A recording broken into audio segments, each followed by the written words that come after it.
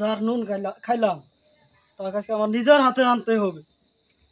রাজার হুকুম, বলি দিতেই হবে, বলি দিতেই হবে।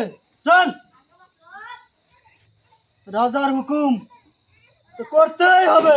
চল।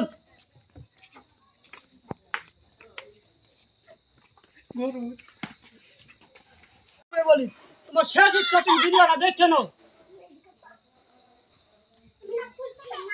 হয়ে গেছে তোমার টাইম শেষ, তুমি কাল্লাটা দিয়ে হলো।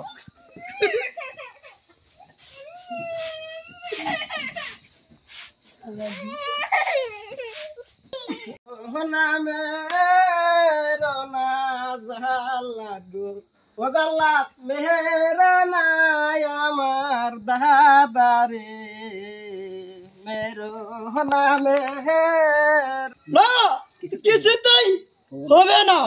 মহারাজার নির্দেশের আমার বলি দিতেই হবে।